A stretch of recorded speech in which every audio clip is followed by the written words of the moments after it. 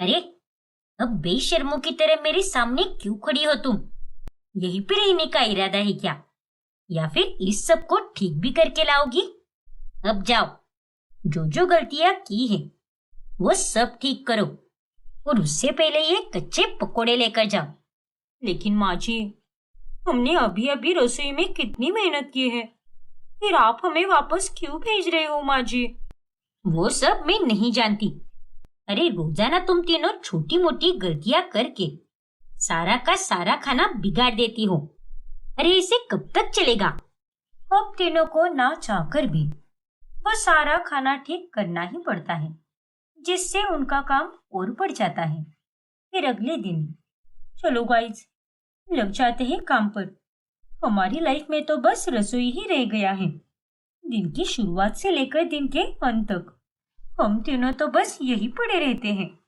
Seriously यार, मैंने भी सोचा था कि कल इंदर के साथ मस्त बारिश के मौसम में लॉन्ग ड्राइव पर जाऊंगी, लेकिन माँ जी ने काम बढ़ा दिया। ये बनाओ वो बनाओ। अरे इंसान है या राक्षस है वो? कितना ठूसती है। वही तो। और अब मैडम ने फरमाइश की है कि आज उन्हें भुर्जी खानी है। चलो, मजदूरी करने का टाइम शुरू हो चुका है। फिर जब रुबीना भुर्जी बनाकर चंदा को देती है, तभी अरे ये क्या? ये तो अंडे की भुर्जी है। अरे नालायक लड़की, मैंने तुझे पनीर की भुर्जी बनाने के लिए कहा था और मैंने इसे वही समझकर खा भी लिया। अरे आज तो मंगलवार है और आज के दिन मैंने ये अंडा खा लिया। हे भगवान, मुझे माफ कर देना। आई एम रियली सॉरी माँ जी, लेकिन हम तीनों बाजार से पनीर लाना ही भूल गए और आपने ऐसा कहा भी नहीं था कि आपको पनीर भुर्जी खानी है, इसलिए हमने अंडे की भुर्जी बना दी। अगर आप ही पहले ठीक से कहती तो ये सब होता ही नहीं माँ जी। मूर्ख हो तुम तीनों। अरे बनाने से पहले पूछ तो लिया होता। आज के दिन मुझे अंडा खिलाकर अपवित्र कर दिया। अरे माँ जी, अगर इतना ही है तो हमेशा के लिए छोड़ दीजिए ना नॉनवेज। यूं एक एक दिन का ड्रामा क्यों करना है आपको? चुप रहे, ज्यादा जबान मत लड़ा और भूल मत, मैं तेरी सास हूँ, कोई कॉलेज की सहेली नहीं। बेवकूफ कहीं की।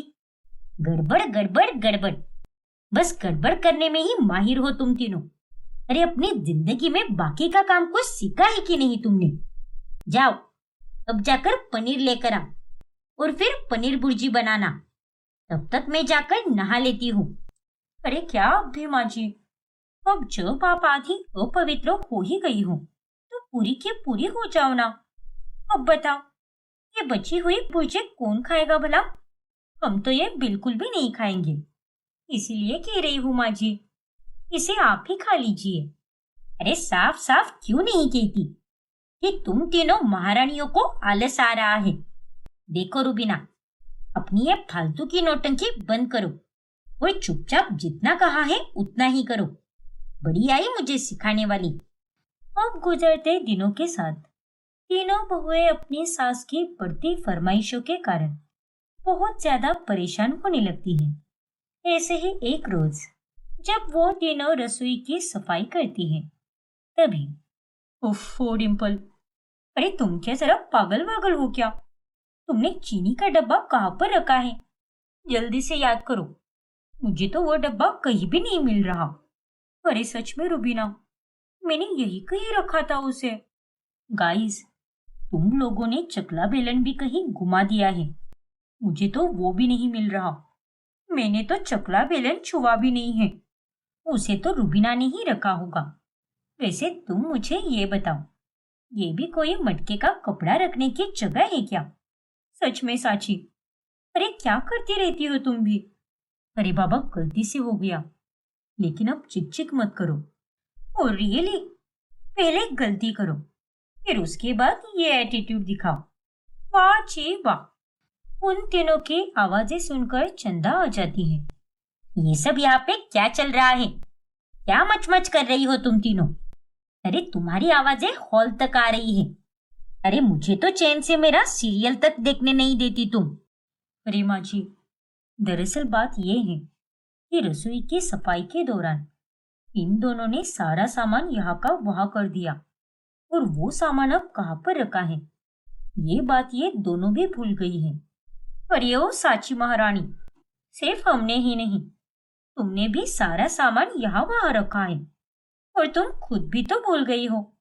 और तुम अगर इतनी ही सती सावित्री हो तो बताओ, घी और तेल का डब्बा कहाँ पर रखा है? क्यों, अब तुम्हारे मुंह पे लॉकडाउन लग गया क्या? अरे बंद करो अपनी ये बकवास। तुम तीनों की तीनों भी एक नंबर की बेल बुद्धि हो। मुझे उस दिन तुम तीनों की तरफ से आए खाने को खाकर यही लगा था कि तुम तीनों से अच्छी बहू मुझे और कहीं नहीं मिल सकती, लेकिन मैं गलत थी। अरे रोजाना तुम तीनों कोई ना कोई गड़बड़ तो करती ही रहती हो, और आज तो रसोई की सफाई करके सारा का सारा सामान तुमने रफा दफा कर दिया।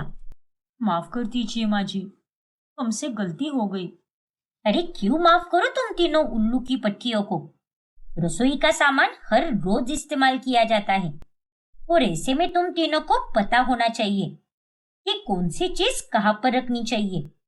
अगर ये बात तुम आपस में तय कर लेती तो तुम तीनों को भी पता रहता कि कौन सी चीज कहाँ पर रखी है, लेकिन नहीं। सारी अकल तो तुम तीनों अपने मायके ही छोड़ कर आई हो। अब मुझे तो ये भी नहीं पता कि अकल छोड़ आई हो या पैदाइशी बुद्धू हो। अरे नहीं माँ जी, हम आपसे वादा करते हैं कि हम आइंदा से ऐसे कोई गड़बड़ नहीं करेंगे। हमारी ही गलती है, इतना मामूली सा काम था, लेकिन हमने तो उसमें भी बहुत गड़बड़ कर दी। जी माँ जी, हमने आपसे एक और बात छुपाई है। जो टिफिन हमने आपको शादी के पहले भेजा था, वो खाना हमारे हाथ का बना हुआ नहीं था माँ जी, बल्कि वो खाना तो हमारी माँ ने बनाया था। क्या? इतना बड़ा झूठ? लेकिन मुझे इस पर शक हो ही रहा था। अब हम भी क्या करते माँ जी, अपने प्यार के लिए ये झूठी चालें हमें चलनी ही पड़ी। लेकिन अब हम आपको और ज्यादा परेशान नहीं करेंगे माँ जी। अब आने वाले एक महीने के अंदर ही हम तीनों और मेहनत करेंगे और सारा खाना एकदम अच्छे से बनाना सीख जाएंगे। हाँ माँ जी, आपको शिकायत का हम एक भी मौका नहीं देंगे। Pinky promise. अरे तुम्हारे इस चिंकी पिंकी प्रॉमिस की तो ऐसी की तैसी, और तुम तीनों पर तो मुझे अब रत्ती भर का भी भरोसा नहीं रहा। मैं बस तुम्हें एक महीने की ही मोहलत दे रही हूँ। तब तक तुम तीनों ठीक से खाना बनाना सीख जाओ, वरना मैं अगर तुम्हारी शादी करा सकती हूँ तो मैं उसे तुड़वा भी सकती हूँ। और तुम्हें तो अच्छे से पता है कि मेरे बेटे मेरे कहने पर ही चलेंगे। समझी कि नहीं तुम तीनों? जी जी माँ जी, हम समझ गए। अब वो तीनों पहले से भी और मेहनत करने लगती हैं और इसी प्रकार एक महीने के अंदर ही वो अब पूरी तरह से खाना बनाना सीख जाती हैं। फिर ऐसे ही एक रात। क्या बात है डिम्पल, मुझे तो यकीन ही नहीं हो रहा कि ये खाना तुमने बनाया है। सच सच बताना, ये खाना तुमने ही बनाया है ना? अरे हाँ जतिन, मैंने ही बनाया है ये खाना। और ये हलवा और चना मसाला रूबीना और साची ने बनाया है। चलो अच्छा है, मुझे ये देखकर बड़ी खुशी हो रही है कि तुम तीनों खाना बनाने में अब धीरे धीरे करके एक्सपर्ट हो रही हो। हाँ डिम्पल, अरे पहले हमने जब ये सुना कि तुम तीनों ने वो जो टिफिन भेजे थे उसमें तुम्हारा नहीं बल्कि वो खाना तुम्हारे माँ के हाथ का बनाया हुआ था, तो ये सुनकर मुझे भी बहुत बुरा लगा था, क्योंकि तुम तीनों ने माँ और हमारे साथ धोखा किया। लेकिन अब एक महीने में तुम तीनों ने इतनी मेहनत करके खुद को साबित कर दिया है कि तुम्हारा हमारे परिवार के प्रति कितना प्यार है। हाँ जतिन, तुमने बिल्कुल सही कहा। अब चंदा अपनी तीनों बहुओं को पहले से भी ज्यादा तंग करने लगती है। अरे ये क्या, बस दूध और फल? अब ये क्या बात हुई भला? अरे निकम्मियों, मेरे लिए जाकर साबूदाना खिचड़ी, वड़े और खीर बनाओ। दोपहर में कद्दू की सब्जी और कट्टू के आटे की पुरिया बनाना, और शाम के समय आलू के चिप्स और मखाने दे देना। थोड़ा हल्का रहता है ना, इसलिए। अरे माँ जी, आज आपने व्रत रखा है, तो व्रत में रहते हुए आप इतना सब खाने की मांग क्यों कर रही हो? हाँ माँ जी, ऐसा व्रत तो मैं पहली बार देख रही हूँ जो चारों टाइम एकदम खा पी कर मस्त रहता है। अरे गधेड़ियो, मैं थोड़ी ना कुछ और खा रही हूँ। व्रत का खाना ही तो खा रही हूँ ना, तो उसमें क्या बिगड़ जाता है? लेकिन माँ जी, अगर आपको इतना ही खाना पीना रहता है तो फिर आपने व्रत रखा ही क्यों है? बस नाम के लिए? इतना खा पी कर व्रत का कोई फल नहीं मिलता। चुप रहे और मुझे ज्यादा ज्ञान मत दे। मैंने तुझसे ज्यादा जिंदगी देखी है। यूं ही सफेद नहीं हुए मेरे बाल। चलो, अब तीनों भी लग जाओ काम पर।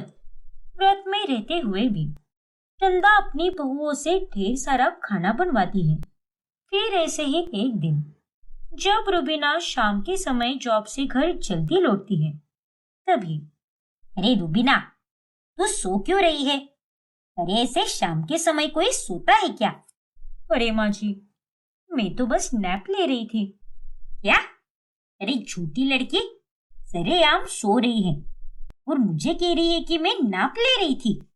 नाप नहीं माँ जी, नैप, यानी थोड़ी देर के लिए सो जाना। अच्छा, तो ऐसी बात है क्या? बस इसी में माहिर हो तुम। बाकी के काम तो तुम लोगों से जल्दी होते भी नहीं है। चल, अब जब तू ऑफिस से जल्दी आ ही गई है तो जाकर मेरे लिए मस्त गर्मा गर्म चाय बना दे और साथ में पराठे भी बना देना। अरे क्या माँ जी, आप भी अभी अभी तो ऑफिस से आई हूँ ना, तो थोड़ी देर के लिए मुझे आराम करने दीजिए ना। साची और डिम्पल भी आते ही होंगे ऑफिस से, तो उन्हें पहले आने दो, फिर हम तीनों मिलकर आपके लिए पराठे बना देंगे।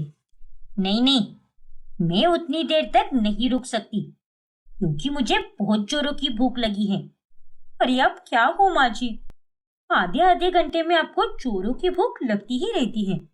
अरे कितना खाती हूँ, आखिर जाता कहाँ पर है आपका? सारा खाना मेरे पेट में ही जाता है और लगती है मुझे भूख। अब ज्यादा बकर बकर मत कर और जो काम बोला है वही कर। और तुझे अगर सोना है तो रात में सो लेना, लेकिन तू दिन में नहीं सोएगी। दिन भर तो ऑफिस का प्रेशर होता है और घर पर आने के बाद बस नॉनस्टॉप खाना बनाओ। हाँ तो छोड़ दो ना काम। हमारे इतने भी खाने के लाले नहीं पड़े हैं। वो होता है ना घर से काम करना, हाँ, वर्क फ्रॉम होम, वो कर लो ना। लेकिन ये नखरे मेरे सामने कभी मत करना। अब ऐसे ही चंदा के कारण वो तीनों अपने पतियों से भी दूर होती जाती हैं। अरे कहाँ चली इतना बन ठन कर?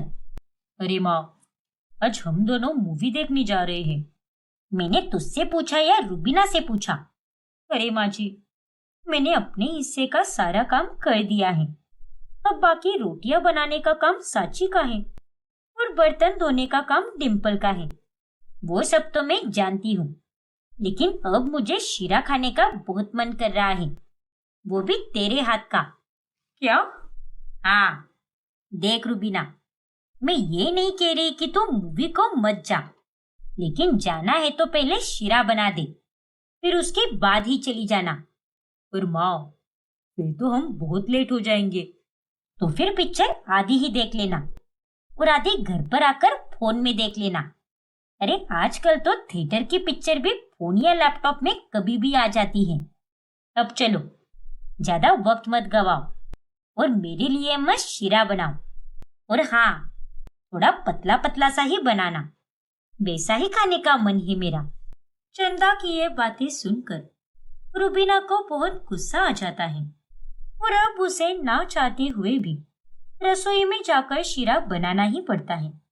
फिर उसके बाद ही वो दोनों बाहर निकलते हैं और तभी तेज बारिश के कारण बहुत ट्रैफिक भी होती है, जिस कारण उन्हें बहुत देर हो जाती है और वो दोनों फिल्म खत्म होने के बाद ही पहुंचते हैं। लो, हो गया सियाप्पा। कितनी एक्साइटेड थी मैं कि आज हमें साथ में टाइम स्पेंड करने को मिलेगा, लेकिन नहीं, माची ने तो हमारे सारे अरमानों पर पानी फेर दिया। अरे कोई बात नहीं रुबीना, अभी नहीं तो अगली बार सही, हम अगली बार देखेंगे मूवी। अरे जॉब के कारण हम दोनों कितने बिजी रहते हैं, पता भी नहीं कि वापस हमें टाइम कब मिलेगा। चंदा की भूख के कारण उन तीनों जोड़ियों को एक दूसरे के साथ वक्त बिताने का मौका ही नहीं मिलता। इस बुढ़िया ने तो दिमाग का दही करके रखा है। जतिन 2 दिनों से बिजनेस ट्रिप पर गया है और ऐसे में हम दोनों कल रात को आराम से वक्त निकालकर एक दूसरे के साथ वीडियो कॉल पर बात कर रहे थे कि उतने में वहां पर माछी आ गई और रात के 11 बजे उन्होंने मुझसे नूडल्स बनवाए। मोटी भैंस कही कि पता नहीं खा खा के ये फट क्यों नहीं जाती। अरे हमने खाना बनाना इसीलिए सीखा था ताकि हम अपने पतियों के संग शादी करके यहाँ आ सके और उम्र भर उनके साथ रहने का हमें मौका मिले। लेकिन यहाँ रहकर तो मुझे बस रसोई का ही साथ मिल रहा है। पति का साथ तो कहीं दूर दूर तक दिखाई भी नहीं दे रहा मुझे। वही तो, और इस सब का क्रेडिट जाता है हमारी प्रिय सासू माँ को। फिर ऐसे ही एक रोज, क्या ये तो क्या बोल रही है साची? अरे तुझे पहले से पता है कि आज शाम घर पर मेहमान आने वाले हैं, तो इतने लोगों का खाना कौन बनाएगा? हाँ मैं जानती हूँ माँ जी, लेकिन मैंने और इंदर ने आज बाहर जाने का प्लान पहले ही बनाया था। देखिए माँ जी, इंदर को इतने दिनों बाद छुट्टी मिली है, इसलिए प्लीज हमें जाने दीजिए ना। और मैंने रुबीना और डिम्पल से बात कर ली है, तो वो दोनों सारा खाना बना देगी। सब कुछ मैनेज हो जाएगा माँ जी, आप चिंता मत कीजिए। नहीं, हरगिज नहीं, तू कहीं नहीं जाएगी। और अब इस विषय पर मुझे कोई चर्चा नहीं करनी। ये विषय यही खत्म होता है। नहीं माँ जी, ये विषय यही खत्म नहीं होगा, क्योंकि अब बहुत हो गया आपका। हाँ माँ, साची सही कह रही है। अरे जब देखो तब खाना खाना और खाना। आपने तो खाने के चक्कर में हम सबको परेशान करके रख दिया है। और हम इस घर में शादी करके इसीलिए आए हैं ताकि अपने अपने पति के साथ खुशी से रह सके। लेकिन आपके कारण बस हमें रसोई में ही काम करना पड़ता है। सुबह ऑफिस जाने से पहले इतना सारा खाना बनवा कर लेती हूँ आप हमसे, फिर ऑफिस से आने के बाद भी हमसे खाना बनवाती हूँ। और दिन भर इतना काम करने के कारण हम तीनों इतनी थक जाती हैं कि आग कब लगती है पता ही नहीं चलता। वे अपने पतियों से ठीक से बात तक नहीं कर पाते हम, और आप तो हमें उनके साथ कहीं जाने भी नहीं देती। देखो माँ, हम समझते हैं कि आपको खाना बहुत पसंद है, लेकिन हर चीज की एक लिमिट होती है। अरे आप तो बस यही चाहती हो कि हम आपको समझ कर ले, और वो हम करते भी हैं। लेकिन हमें समझकर कौन लेगा? हमारा भी दिल है और हमारी भी अपनी जिंदगी है माँ। लेकिन खाने के आगे तो आपको कुछ भी दिखाई नहीं देता, और नहीं तो क्या। और आपका दिल जीतने के लिए हम तीनों ने ना जाने कितने पापड़ बेले, लेकिन इतनी मेहनत के बाद भी हमें कुछ हासिल नहीं हुआ सिवाय आपके तानों के। उन दोनों की ये बातें सुनकर चंदा को अपनी गलती का एहसास हो जाता है। मुझे माफ कर दो बच्चों, वाकई में मैंने तुम तीनों के साथ बहुत गलत किया है। मैं तो बस अपना ही देखती रही, लेकिन तुम लोगों की भावनाओं के बारे में मैंने एक बार भी नहीं सोचा। लेकिन मुझे अपनी गलती सुधारने का एक आखिरी मौका दे दो, और अब से मैं तुम लोगों को परेशान नहीं करूंगी।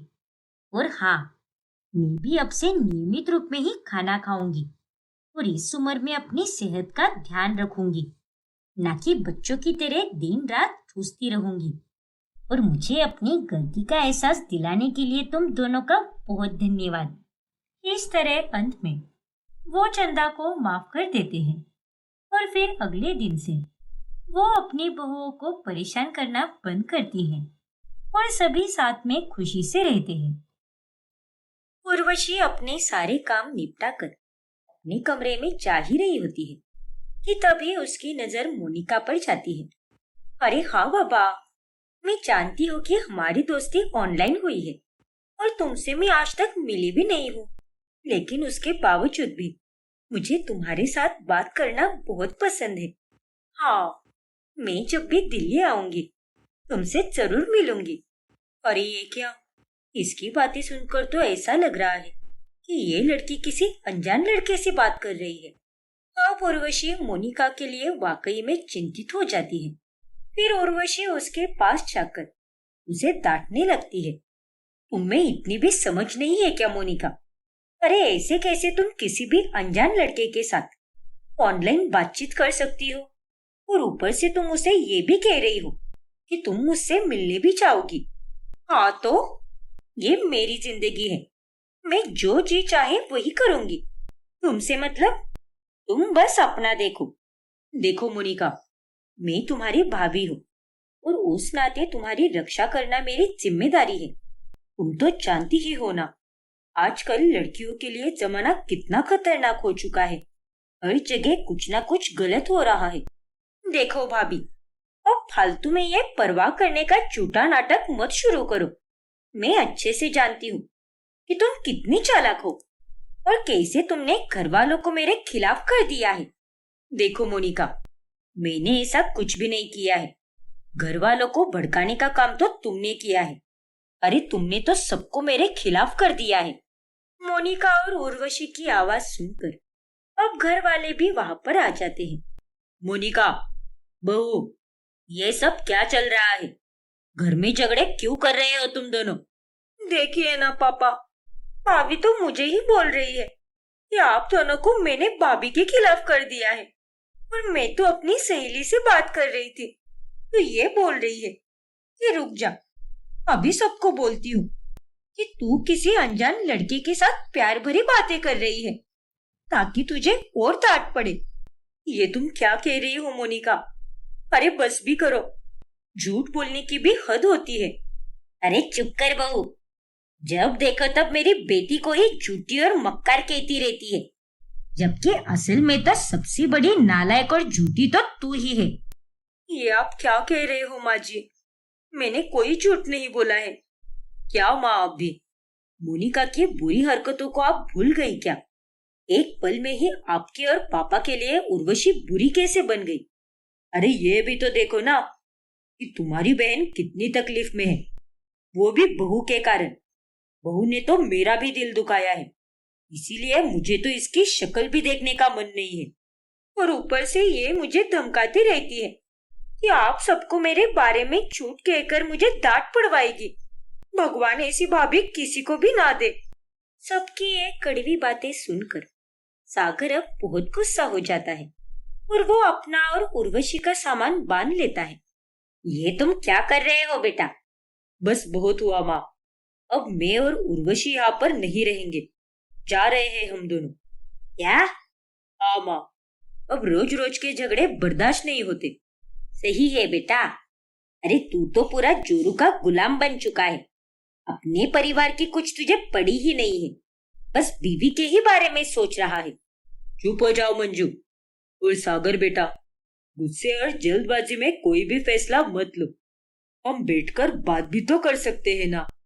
नहीं पापा, कब तक ये सब चलता रहेगा? आप लोग भी हमारी कोई बात नहीं सुनते और ये मोनिका भी कुछ भी बोलती रहती है और आप लोगों को तो बस इस पर ही भरोसा है। इससे अच्छा तो यही है कि हम लोग अलग रहे, इससे आप लोगों को भी कोई तकलीफ नहीं होगी, उल्टा आपको तो खुशी मिलेगी। अरे नहीं बेटा, ये तू कैसी बातें कर रहा है? मेरी बात तो सुन। सागर इंद्रनील की कोई बात नहीं सुनता। फिर वो उर्वशी को लेकर वहां से चला जाता है, जिसके बाद वो दोनों अलग से एक किराए के मकान में रहने लगते हैं।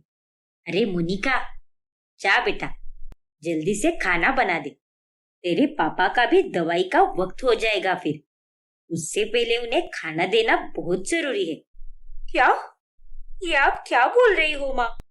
जब यहाँ पर उर्वशी थी तब भी वो मुझे काम पर लगाती थी और अब उसके जाने के बाद भी आप मुझे वापस काम करने के लिए कैसे बोल सकती हो? अरे नालायक लड़की, तो इस उम्र में अब क्या तुम मुझसे काम करवाएगी? हाँ तो उसमें क्या हुआ? भैया की शादी को तो बस कुछ महीने ही हुए हैं और उससे पहले तो सारा काम आप ही किया करती थी और अब भी कर लोगी तो क्या बिगड़ जाएगा? अरे पहले की बात अलग थी और अब की बात अलग है। इन बीते हुए महीनों में मुझे कभी पैर में तो कभी कमर में दर्द होता रहता है, लेकिन अफसोस, तुझे क्या पड़ी है? देखिए माँ, अब आप उर्वशी मत बनिए और मुझे प्लीज सुकून से रहने दीजिए। बेशर्म कहीं की, तेरी ये हरकतें देखकर तो मुझे ऐसा लग रहा है कि खोट उर्वशी में नहीं बल्कि तुझ में ही है। हर वक्त तुझे ही काम से भागना होता है। अब आपको जो समझना है समझ लीजिए। मैं तो आराम करने जा रही हूँ, लेकिन बाद में मन किया तो थोड़ी बहुत मदद करने आ जाऊंगी मैं। और आप इतनी भी बूढ़ी नहीं हो जो आपसे कोई कामकाज नहीं होगा। इतना कहकर मोनिका अपने कमरे में चली जाती है। ये तो एक नंबर की निर्लज लड़की है। अब घर का सारा काम मंजू को ही करना पड़ता है और वहां से अलग रह रही उर्वशी को काफी बेचैनी सी महसूस होती है। मेरा तो यहाँ पर मन ही नहीं लग रहा सागर। मोनिका बहुत बुरी है। वो मेरे जाने के बाद वहां पर काम भी नहीं कर रही होगी।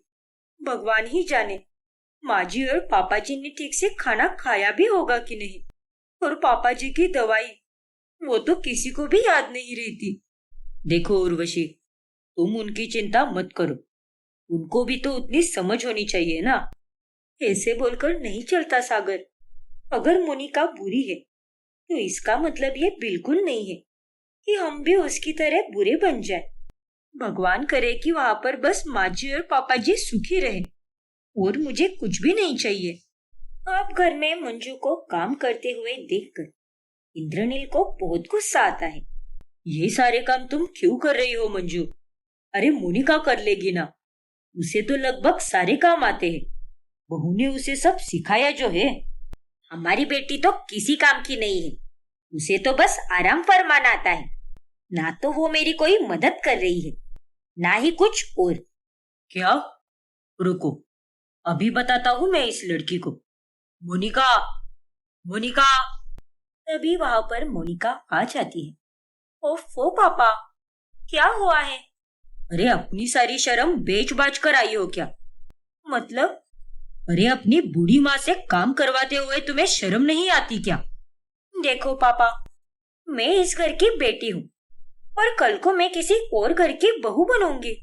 और अगर मैं यहाँ पर दिन रात काम करती रहूंगी तो मेरी तबीयत खराब हो जाएगी ना। और फिर मेरे से कोई शादी भी नहीं करेगा। और ऐसा तो नहीं है ना कि मैं कुछ भी काम नहीं कर रही। बस खाना बनाना और कपड़े धोना, ये मेन काम माँ कर रही है। और बाकी के छोटे मोटे काम तो मैं भी कर रही हूँ ना। अरे क्या छोटे मोटे काम कर रही हो? तुम तो किसी काम के लायक भी नहीं हो। जाओ अपने कमरे में जाकर आराम ही करो। तुम तो नालायक कहीं के। इंद्रनील अब गुस्सा होकर मोनिका से बात करना बंद कर देता है और वो घर में एक नई नौकरानी लगा देता है जो घर के सारे काम करती है। और इन सब के कारण मोनिका अब बहुत खुश हो जाती है। क्या जिंदगी है मेरी। वाह, ना मुझे उस बेवकूफ उर्वशी की शक्ल देखनी पड़ रही है और ना ही कोई काम करना पड़ रहा है। चलो आज फिर से अपनी सारी पसंदीदा फिल्में देखूंगी और मजे से दिन बिताऊंगी। अब गुजरते दिनों के साथ साथ इंद्रनील और मंजू को हर वक्त सागर और उर्वशी की याद सताती रहती है। आज मुझे दोनों की बहुत याद आ रही है मंजू। जब बहू यहाँ पर थी तब घर में अलग ही रौनक रहती थी और अब ना तो सागर है और ना ही बहू। सच में अब तो मुझे ऐसे लग रहा है जैसे घर में हर तरफ अंधेरा छा गया हो। ना जाने क्यों, लेकिन मेरा दिल ये मानने के लिए तैयार ही नहीं है कि बहू ने ये सब किया है। सच में इंद्रनील जी, और अब तो मोनिका की नौटंकी देखकर मुझे भी यही लग रहा है कि उर्वशी कहीं ना कहीं सही थी, क्योंकि उनके जाने के बाद मोनिका अचानक से कितनी बदल चुकी है। फिर एक दिन जब सागर और उर्वशी दोनों बाजार में खरीदारी करने गए होते हैं, तभी उन्हें वहां पर इंद्रनील दिखाई देता है। अरे सागर, वो देखो पापा जी वहां पर। क्या कहा? पापा? हाँ सागर, चलो उनके पास जाकर उनका आशीर्वाद लेते हैं। नहीं उर्वशी, उसकी कोई जरूरत नहीं है। लेकिन क्यों सागर? वो हमसे बड़े हैं और हम छोटे हैं, और अगर हम उनके सामने जाकर नहीं झुकेंगे तो ये कितनी गलत बात होगी। वो भले ही अपना आशीर्वाद हमें ना दे दे, लेकिन मैं तो उनके पाँव छूकर ही रहूंगी। मैंने कहा ना तुम्हें कि तुम उनसे बात नहीं करोगी। रहने दो उन्हें अपनी फूल सी बेटी के साथ ही। उन्हें तो अपने बहू और बेटे ही गलत लगते हैं, और अब मुझे उनसे कोई नाता नहीं रखना है। चलो यहाँ से।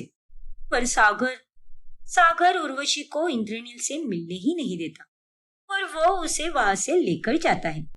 ऐसे ही कुछ दिन बीतते हैं और फिर एक दिन, अरे मंजू काकी, रद्दी वगैरह हो तो कुछ दे दो ना। अभी कुछ भी नहीं है, 1 महीने बाद आना। अरे ये तो वही कबाड़ी वाला है। ए रुक जा, क्या हुआ काका? सच सच बताना, उस दिन तुझे मेरी किताबें किसने दी थी? क्या अब भी काका? आपको मैंने ये बात उस दिन भी बताई थी ना कि वो किताबें मुझे आपकी बहू ने ही दी थी। हाँ जी, आप इससे वही सवाल वापस क्यों पूछ रहे हैं? क्योंकि ये झूठ बोल रहा है। देख, सच सच बता, वरना मैं तुझे पुलिस के हवाले कर दूंगा।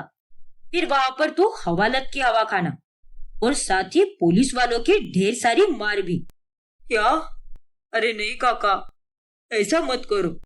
मैं सच बताता हूँ आपको, वो किताबें मुझे आपकी बहू ने नहीं बल्कि आपकी बेटी ने ही दी थी, और मुझे पैसे देकर ये भी कहा था कि मेरे घर वालों को यही बताना कि वो किताबें उर्वशी भाभी ने, यानी आपकी बहू ने दी है।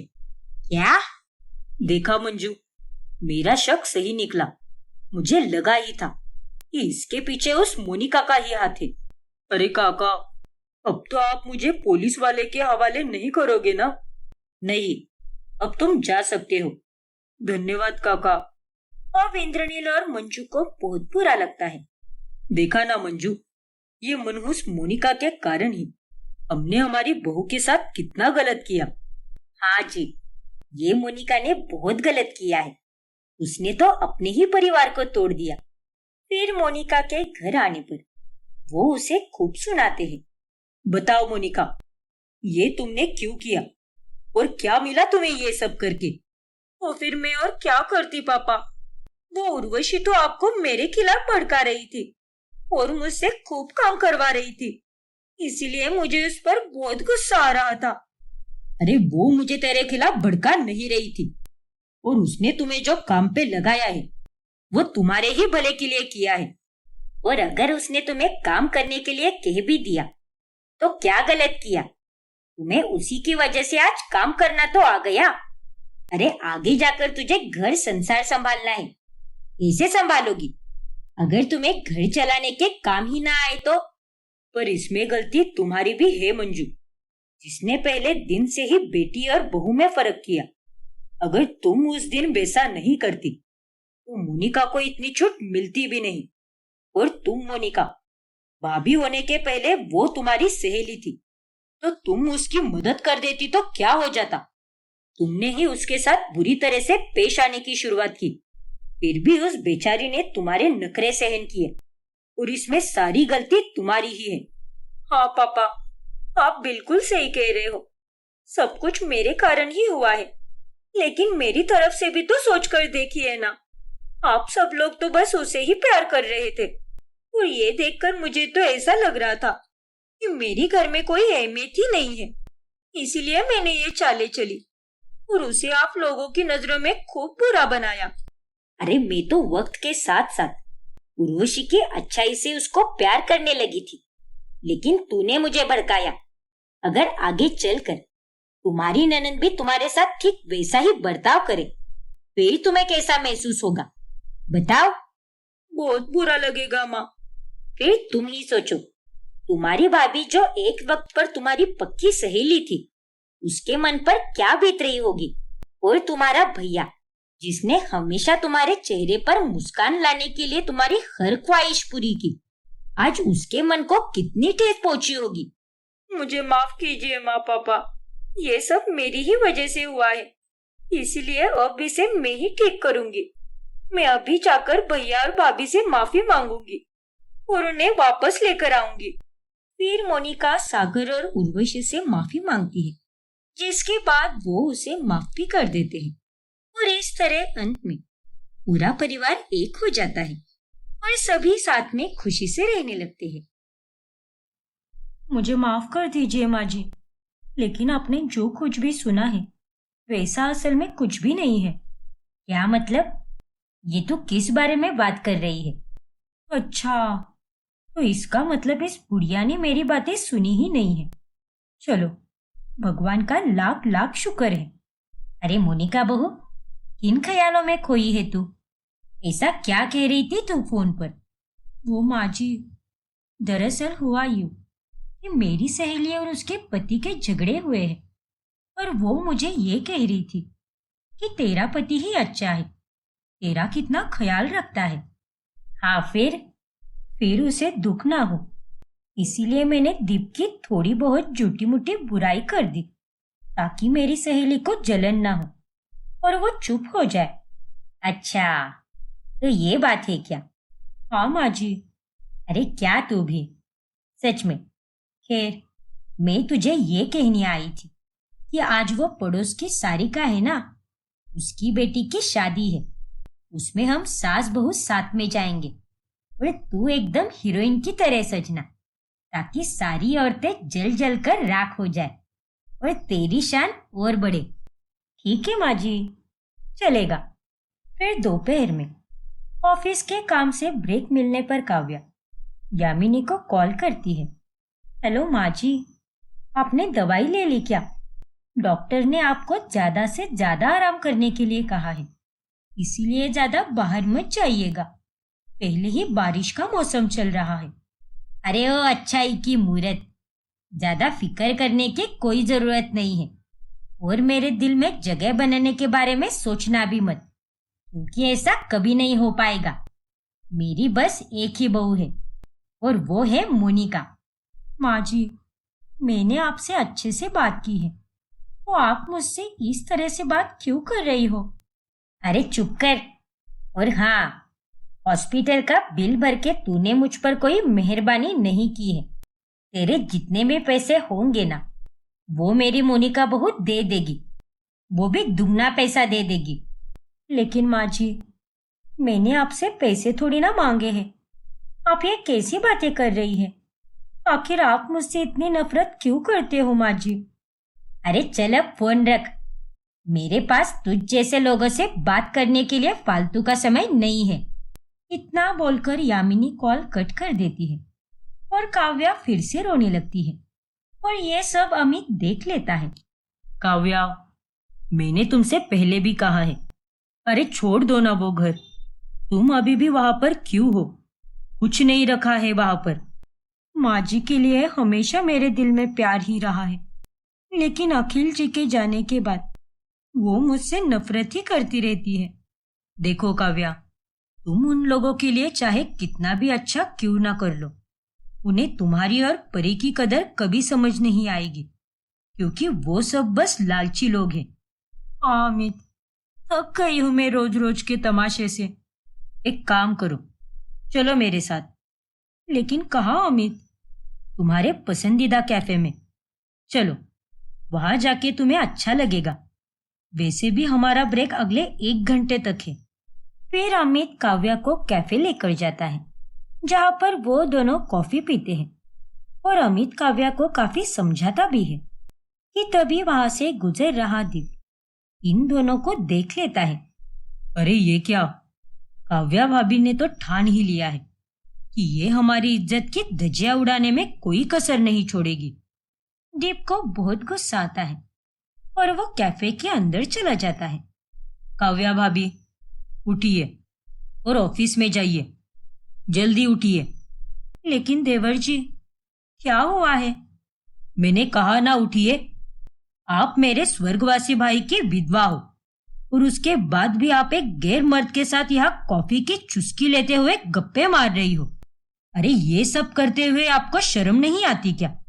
इसीलिए मुझे आपको इज्जत देने का भी मन नहीं करता और आज से मैं आपको आप कहकर बिल्कुल नहीं पुकारूंगा। देखिए देवर जी, यहाँ पर तमाशा मत कीजिए।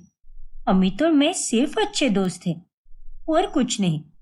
हाँ, वो तो साफ साफ दिखाई दे रहा है कि तुम दोनों कितने अच्छे दोस्त हो। देखो दीप, तुम काव्या के देवर हो, इसीलिए मैं तुम्हारी इज्जत करता हूँ। लेकिन अब अगर तुमने और उल्टा बोलने की कोशिश की तो मैं भूल जाऊंगा सब कुछ। अबे ओ अमित, ज्यादा तीसमार खान मत बन। तू होगा कहीं का चौधरी, लेकिन मेरी भाभी से दूर रहे। और ये मैं तुझे आखिरी बार कह रहा हूं, वरना तेरे लिए बहुत बुरा होगा। समझ आई कि नहीं बात? अब हट यहाँ से। फिर दीप काव्या को साथ लेकर जाता है और वो उसे ऑफिस छोड़ता है। और घर जाने के बाद में वो ये सारी बातें यामिनी और मोनिका को बताता है। छी छी छी छी छी छी, अरे और कितना गिरोगी आप भाभी? अरे ये तो उस आदमी के लिए इतना पागल हुए जा रही है, तो एक दिन उसका हाथ पकड़कर कहीं भाग ना जाए उसके साथ। क्यों, सही कहा ना मैंने? सुन ले काव्या, तू इस घर में रहती है और सबको ये बात पता है कि तू मेरी बड़ी बहू है, इसीलिए घर की इज्जत रखना चाहती है तो उस आदमी के साथ दूरी रख। और अगर तुझे उसके साथ शादी करनी है तो तू जा सकती है, अभी क्या अभी यहाँ से दफा हो जाओ उसके साथ। माँ जी, मैंने अब तक 100 बार कह दिया है ये आपसे कि मैं उससे प्यार नहीं करती। परिधि किसो, अमित और मैं बस अच्छे दोस्त हैं, उससे ज्यादा कुछ भी नहीं। अब मैं हर किसी का नजरिया तो नहीं बदल सकती ना। और रही बात उस आदमी के साथ दूरी बनाने की, तो मैं किसी की एक नहीं सुनने वाली। ये मेरी जिंदगी है और मुझे जैसे जीनी है मैं वैसे ही जीऊंगी। काव्या की ये बातें सुनकर यामिनी और मोनिका दोनों दंग रह जाती है। फिर अगले दिन, अमित, देवर जी की तरफ से मैं माफी मांगती हूँ। उन्होंने तुम्हारे साथ बदतमीजी की और वो बिल्कुल सही नहीं था। अरे क्या तुम भी काव्या, दीप की तरफ से तुम माफी क्यों मांग रही हो? और अगर सच कहूं ना, तो मुझे उसकी बातों से कुछ भी बुरा नहीं लगा, क्योंकि दीप जैसे लोगों से मैं कभी अच्छे व्यवहार की उम्मीद कर ही नहीं सकता। अरे जो आदमी अपनी सगी भाभी को इज्जत नहीं दे सकता, वो दूसरों को क्या ही इज्जत देगा। मेरा इतना साथ देने के लिए शुक्रिया अमित। मेरी माँ कहा करती थी कि जिंदगी में एक सच्चा दोस्त होना बहुत जरूरी होता है, और मेरे लिए वह सच्चे दोस्त तुम हो अमित। मैं घर से ज्यादा ऑफिस में अच्छा महसूस करती हूँ, क्योंकि मुझे और मेरी तकलीफों को समझने वाला मेरा दोस्त जो है यहाँ पर। हाँ काव्या, और दुनिया वाले चाहे कुछ भी क्यों ना बोले, मैं हमेशा तुम्हारा साथ निभाऊंगा। और ये तुम्हारे इस सच्चे दोस्त का तुमसे जीवन भर के लिए वादा है। और ये वादा मैं भी तुम्हें देना चाहती हूँ। हम दोनों एक दूसरे का साथ हमेशा देंगे अमित। ऐसे ही एक रोज जब काव्या घर पर आती है, तभी देखती है कि परी का टिफिन वैसे का वैसा ही है और वो उदास बैठी है। परी बेटा, आपने आज का टिफिन में दिया खाना क्यों नहीं खाया? और आपके चेहरे पर ये उदासी क्यों है? क्या हुआ मेरी गुड़िया रानी को? मम्मा, मैं आज जब स्कूल गई थी तभी मुझे टीचर ने क्लासरूम में लिया ही नहीं और कहा कि जब तुम्हारी मम्मा फीस भरेगी तभी तुम्हें स्कूल में आने देंगे, इसीलिए मैं फिर से घर पर चली आई। क्या? हे भगवान, ये रोज रोज के झगड़ों में तो मैं भूल ही गई कि मैंने माँ जी का हॉस्पिटल बिल भरने के लिए परी की फीस इस्तेमाल की थी। लेकिन अब मैं परी की फीस कैसे भरूं? परी बेटा, आप चिंता मत करो, मम्मा कल की कल ही आपकी फीस भर देगी और फिर आप दोबारा स्कूल जा पाओगी। सच में मम्मा? हाँ बच्चा, सच में। चलो अब जल्दी से कुछ खा लो। ओके मम्मा। काव्या अब काफी चिंता में पड़ जाती है और उसके पास अपने मंगलसूत्र को गिरवी रखने के अलावा और कोई भी रास्ता नहीं बचता। अखिल जी, ये आपकी और मेरी शादी की निशानी है। आज मैं हालातों से इतनी मजबूर हो चुकी हूँ कि मुझे अब ये मंगलसूत्र गिरवी रखना पड़ रहा है, लेकिन मैं उसे छुड़वा लूंगी। फिलहाल मेरी बेटी की पढ़ाई के लिए मुझे ये करना बहुत जरूरी है, क्योंकि मैं किसी के आगे मदद के लिए हाथ नहीं फैला सकती। फिर काव्या उस मंगलसूत्र को बेचने जा ही रही होती है कि उतने में उसे उसके बॉस का कॉल आता है। हेलो सर, बोलिए ना। बधाई हो काव्या, तुम्हारे कारण हमारे कंपनी को अभी तक का सबसे बड़ा मुनाफा हुआ है। तुमने उन इंटरनेशनल क्लाइंट को इस तरह से मनाया और इतना अच्छा प्रेजेंटेशन दिया कि उन्होंने ये डील पक्की कर दी। इसीलिए मैं तुम्हें इस काम के लिए 50,000 रुपए उपहार के तौर पर देना चाहता हूँ। शुक्रिया काव्या। और अगले महीने से तुम्हारी पेमेंट में भी इंक्रीमेंट होगी। क्या सच में मेरी वजह से डील पक्की हो गई और इसीलिए आप मुझे 50,000 रुपये देंगे? शुक्रिया सर, और आपको भी ढेर सारी बधाइयाँ। काव्या की ये सारी बातें मोनिका सुन लेती है और तभी, अरे वाह, तो मैडम को अब पूरे 50,000 रुपये मिलने वाले हैं उपहार के रूप में। क्या बात है।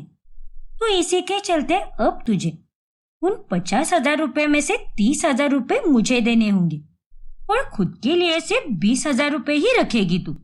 क्या? अरे सही तो कह रही है मोनिका बहू, और अच्छा हुआ जो हमें ये बात पता चली, वरना किस कोने में वो पैसे चले जाते ये तो हमें कभी पता नहीं चलता। देखिए माँ जी, ये पैसे मेरे मेहनत के पैसे हैं और मैं आप लोगों को हर महीने पैसे तो देती ही हूँ ना, तो अब ये पैसे आप क्यों मांग रही हो? वो सब हमें कुछ नहीं पता।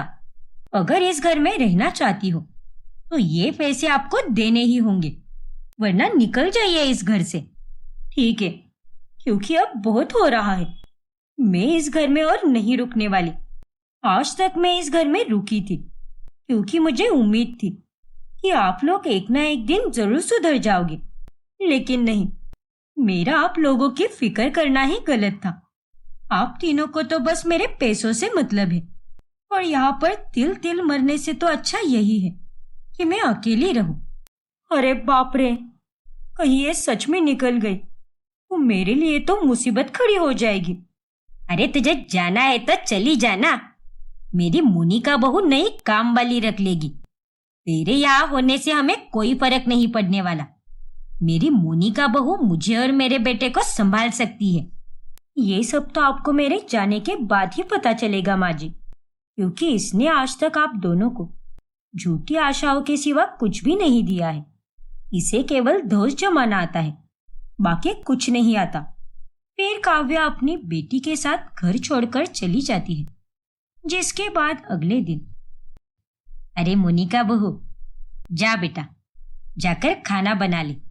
अभी नई काम वाली आने तक सारे काम तुझे ही करने होंगे। और मोनिका, मुझे आज सुबह ही टर्मिनेशन लेटर मिला है। मेरा काम बॉस को पसंद नहीं आ रहा, इसीलिए अब मुझे वहां से निकाला जा रहा है। अब माँ और मैं, हम दोनों तुम्हारे भरोसे पर ही हैं, क्योंकि भाभी तो अब जा चुकी है। अरे नहीं नहीं, ऐसा बिल्कुल नहीं हो सकता। मैं तुम दोनों को नहीं संभालने वाली। अरे मैं अपनी जेब से पैसे खर्च क्यों करूं तुम दोनों पर? हाँ, अरे ये तो कैसी बातें कर रही है मोनिका? इसका मतलब काव्या सच कह रही थी, तू बस हमें झूठा दिलासा दे रही है और असल में तो कुछ भी नहीं करने वाली। ये सब यहाँ पे नहीं चलने वाला मोनिका। अगर तुम यहाँ पर बिना खर्च किए महारानी की तरह रहना चाहती हो तो अभी के अभी दफा हो जाओ यहाँ से। अरे मैं इस घर से दफा क्यों होऊंगी? ये मेरा घर है। क्या? हाँ, आप दोनों ने बिल्कुल सही सुना। अरे लेकिन ऐसा कैसे हो सकता है? ये घर तो मेरे नाम पर है। नहीं था माँ जी, मतलब बुढ़िया, क्योंकि मुझे यकीन था कि ये नौबत एक ना एक दिन जरूर आएगी। इसीलिए अपनी सुरक्षा की खातिर मैंने बड़ी चालाकी से इस बुढ़िया से पहले ही जायदाद के कागजों पर दस्तखत करवा लिए। इसे तो लगा कि वो मामूली कागज है, लेकिन वो पेपर जायदाद के थे। नहीं, मेरा घर तेरे नाम पर हो गया। ये सच नहीं हो सकता। यही सच है बुढ़िया। ये तुमने अच्छा नहीं किया मोनिका। अब तुम दोनों निकलो यहाँ से। बड़े मुंह चला रहे थे ना 1 मिनट पहले, लेकिन हम कहाँ जाएंगे मोनिका? हमारा तो कोई भी नहीं है जो हमें संभाल सके। एक काव्या बहू ही थी, लेकिन उसे भी हमने तुम पे विश्वास करके खो दिया। हाँ मोनिका, हमें घर से बाहर मत निकालो। मेरी नौकरी भी छूटने वाली है। हम पर इतना अन्याय मत करो मोनिका। ठीक है, अगर तुम दोनों माँ बेटी यहाँ रहना चाहते हो तो मेरे हुक्म को सर आंखों पर रखना होगा। ये बुढ़िया घर का सारा काम करेगी पर तू पैसे कमा कर लाएगा, फिर चाहे कैसे भी हो तुझे नई नौकरी ढूंढनी पड़ेगी। बोलो है मंजूर? ठीक है मोनिका। और इस तरह अंत में सारा पासा पलट जाता है और यामिनी और दीप काव्या के साथ गलत करके खूब पछताते हैं और दूसरी तरफ काव्या अपनी बेटी के साथ खुशहाल जीवन बिताती है।